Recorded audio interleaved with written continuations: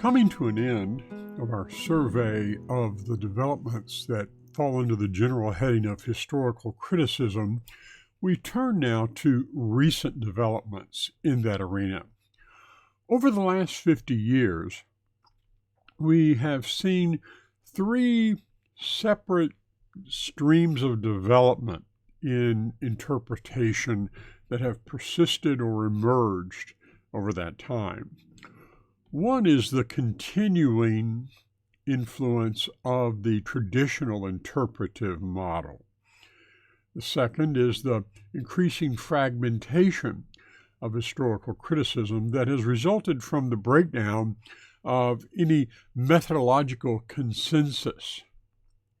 And finally, the third development that has emerged in the last 50 years is the emergence of post-critical approaches to reading and meaning.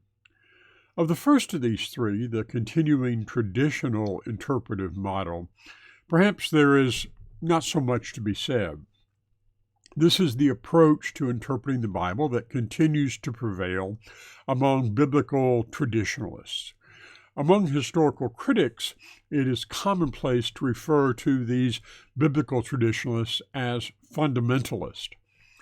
This is a result of the polemic of the fundamentalist modernist controversy that took up the period in the United States between the late 1890s and the first quarter of the 20th century. It's a little unfair. Biblical traditionalists come in a variety of modes, not simply that of Protestant fundamentalism, but nevertheless, those who continue the traditional interpretive model do hold to certain fundamental basic truths that shape their interpretation. For example, they tend to draw substantially upon the hermeneutics of the Reformation, whether it's of the more Lutheran variety or the more Calvinist variety or the more evangelical fundamentalist variety. Nevertheless, these tend to be primarily Protestant, conservative Protestant interpreters, but they still occupy an important role not only in their churches, but as a counterpoint to the other trends in this same era. The third thing that marks out the traditional interpretive model is that it continues to affirm that the Scripture is the Word of God. So these three elements are characteristic of the traditional interpretive model, regardless of who the practitioner is. Of the two remaining, the fragmentation of historical criticism and the emergence of post-critical approaches, it is necessary to say a little more. Perhaps especially because some people tend to just lump these together and to see the post-critical approaches as more or less a continuation of historical criticism. And that would be a mistake.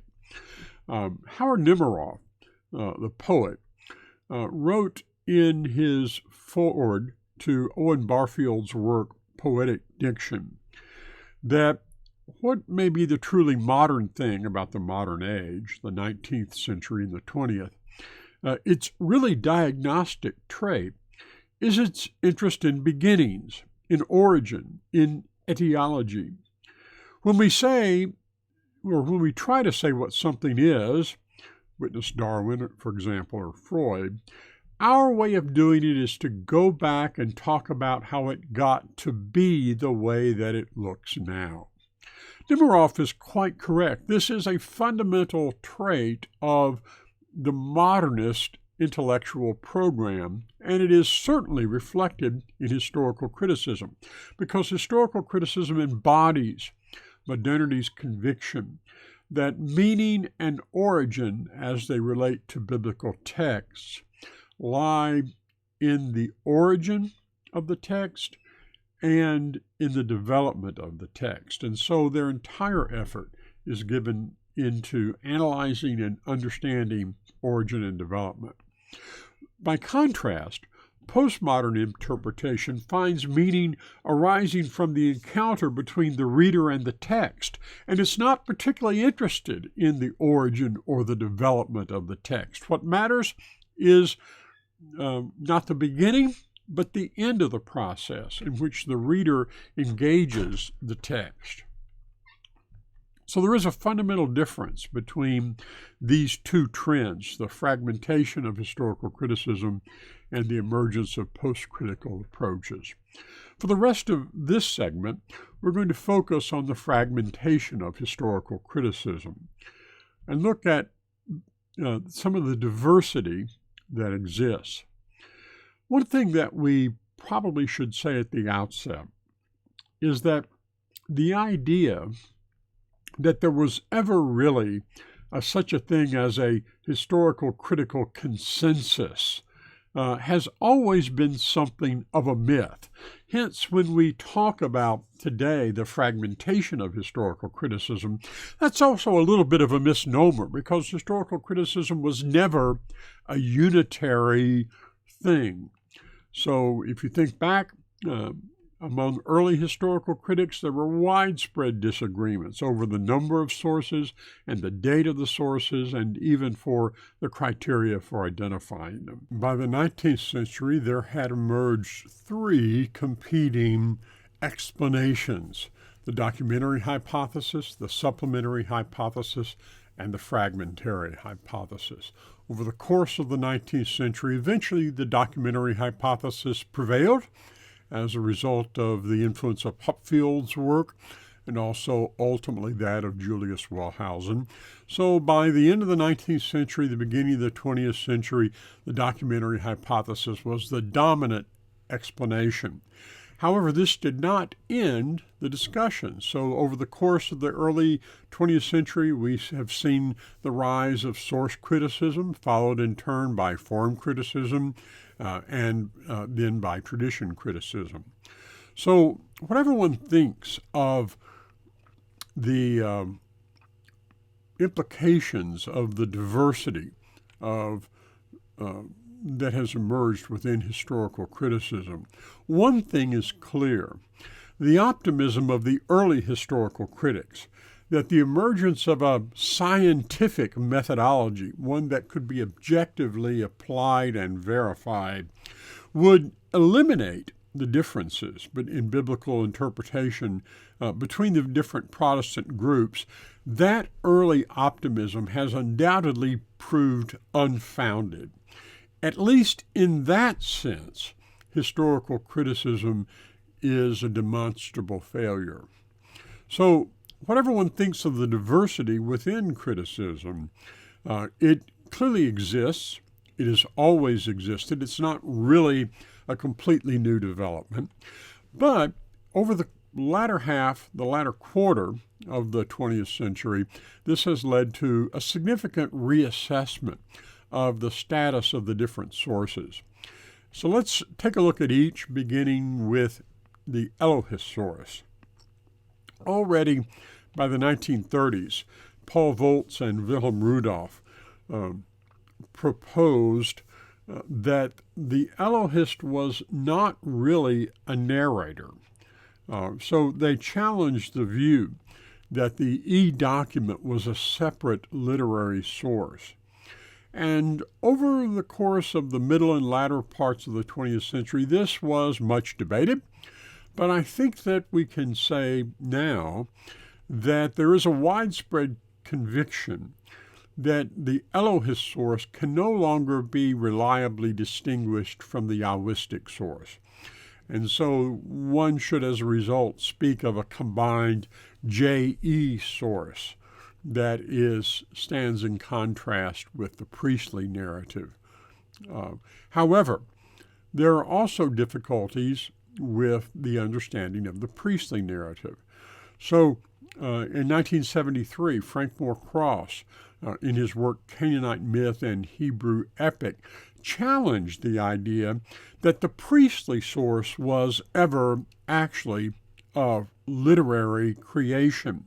For Cross, the priestly material arises not as a document, but as an editorial perspective. That is to say, what the priestly source did, if we can talk about it in that way at all, was simply to rework the earlier J.E.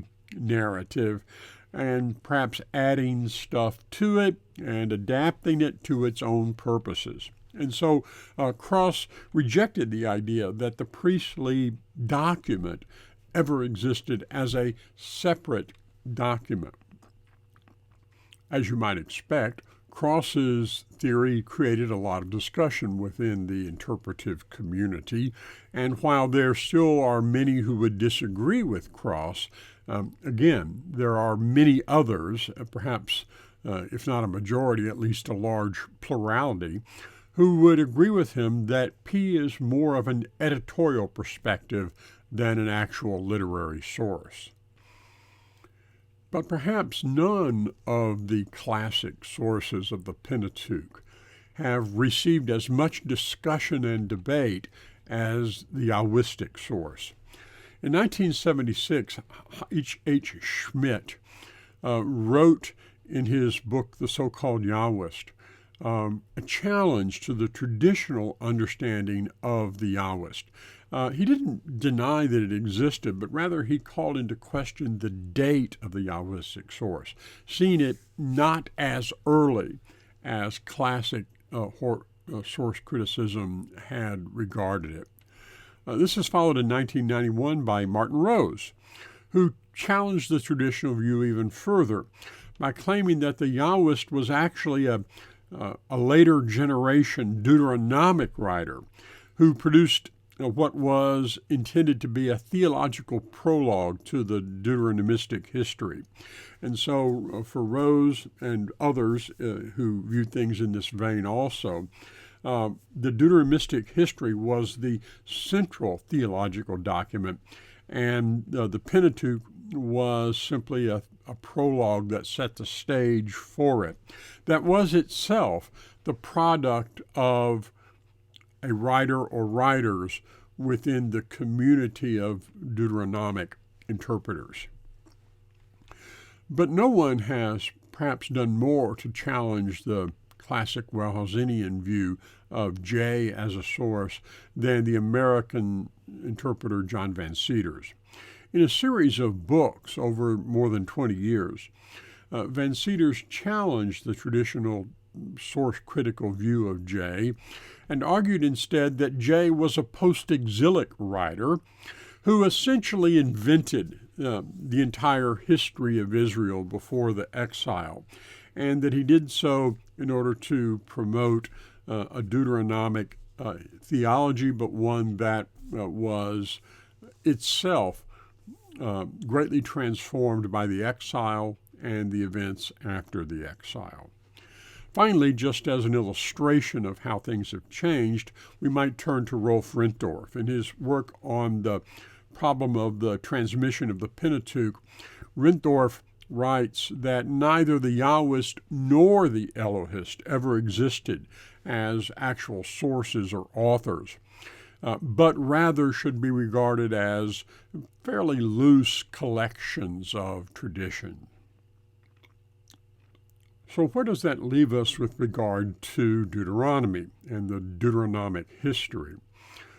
Perhaps the one trend that could be seen as positive, at least in the sense of positive toward the source, has been the trend with regard to D, because the common trend has been the elevation of the Deuteronomic authors to a much higher estimation than they held in the earlier source-critical writings. There appears to be fairly general acceptance of the association of the Deuteronomic school with the so-called rural Levites of the northern kingdom, after the fall of the northern kingdom, but before the fall of the southern kingdom in the 6th century. And these rural Levites, who are thought to have had a close association with Jeremiah, provided the theological basis for the book of Deuteronomy, which then moves the book of Deuteronomy to a later period than the association with Josiah's reform in the last half of the 7th century. This emphasis on D as a source has gone so far that some interpreters, at least, have begun to assert the idea that the Deuteronomic school really provided the foundational theology for essentially the entire Tanak. So this comes a long way from von Rott, who in the middle of the 20th century argued that the Yahwist was the theologian of the entire Old Testament and was responsible for the theological constitution of Israel. In the minds of many, that idea of von Rott, and to a lesser extent Note, has been significantly modified to the point that the Deuteronomist is now seen as the chief theologian of the Old Testament. However, a word of caution is in order here. While one encounters this view with increasing frequency, it has not gone unchallenged, and there are those within the critical school that believe that the role of Deuteronomy has been greatly exaggerated and overstated in the last 30 or so years. But the overall point here is to see that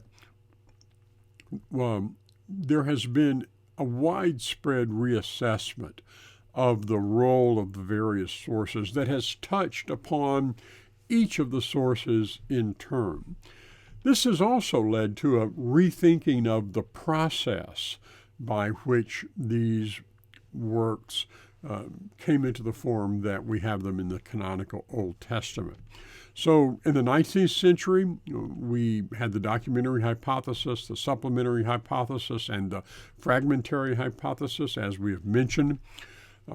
By the beginning of the 20th century, the documentary hypothesis had prevailed, but it in turn was challenged by form criticism, which appended the idea of oral transmission onto the front of the process, and also by tradition criticism, which downplays the role of documents entirely and thinks primarily in terms of bodies of tradition that are brought together through the influence of editors rather than authors. And this leads in turn to an emphasis on what is sometimes called redaction criticism, although redaction criticism and tradition criticism are often used in ways that overlap with one another.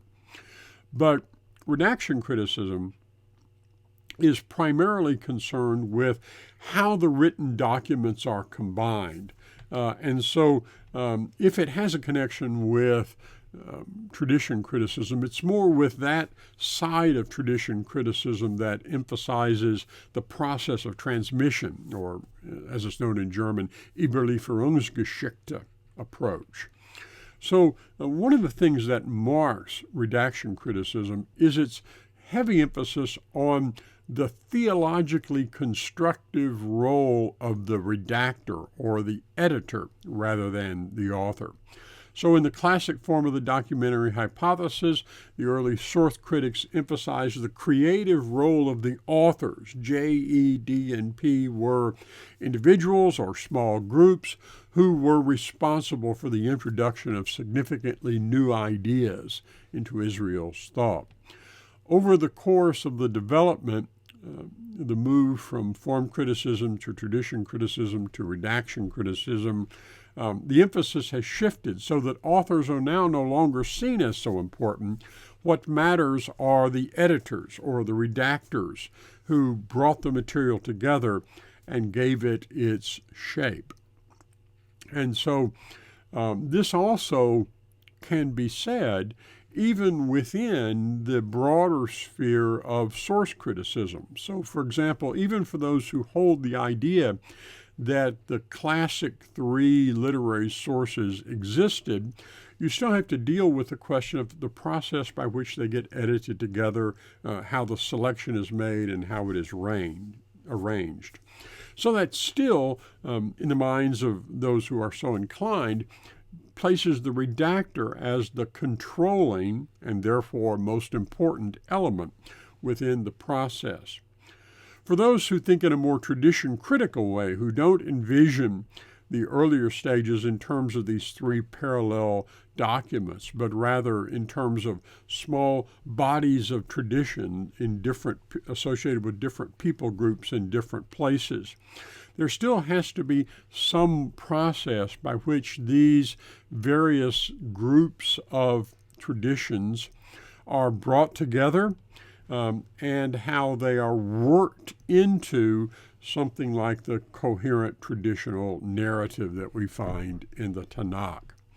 So, the German scholar Rolf Rintorf, speaking to this issue, observes that clearly there is no room here for the idea of the Yahwist as theologian. He actually goes so far as to say there is no such person. But it's also clear that the stories have been subjected to a very intensive theological editing, and so as a result, anyone who wants to understand the theology or grasp the theological intentions behind the collection must examine the editorial traces in very exact detail. As Rintorf says, in this way one will come across important theological statements, but one will not meet the authors of the sources as understood in the classical documentary hypothesis. So, how do we sum this up?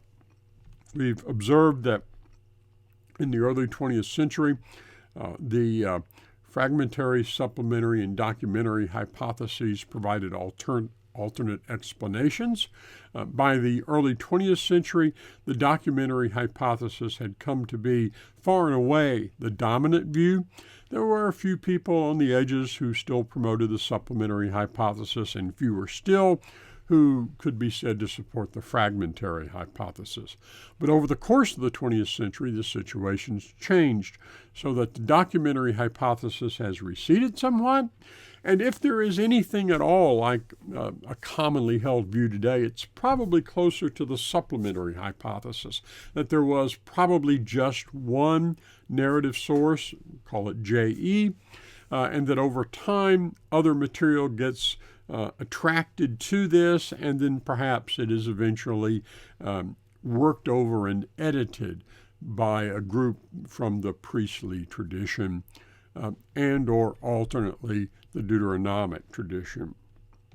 And so that's why it's been, we can see the 20th century as a period of rethinking both the status of the sources and the process by which they have come together.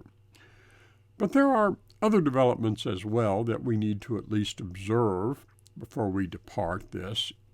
One is the rise of what comes to be known as canonical criticism. We've already mentioned the German scholar Rolf Rintorf in relation to some earlier developments. Rintorf spent most of his career teaching at the University of Heidelberg, and as we have observed, he argued that J&E, as literary sources at least, had to be replaced by the idea of a variety of traditions that were compiled together by editors. On one level, this is a move in the direction of something closer to the old fragmentary hypothesis. But Rintorf drew another conclusion from this. He observed that the complexity of this whole process of collection and editing meant that, as a practical matter, one could not move back from the text that we have in the canon and determine the various stages and hands that have been at work in this process of collection and editing. It's just too complex. So for Rintorf, as a practical matter, interpretation probably has to focus on the canonical form of the text. Otherwise, it's simply a matter of chaos to the point that it's impossible to say anything of a constructive nature.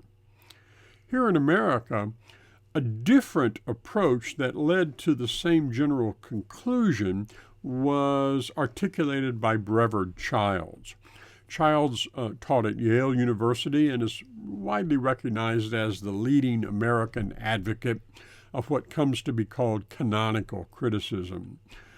The idea first emerges in Childs' work written in 1970, Biblical Theology in Crisis.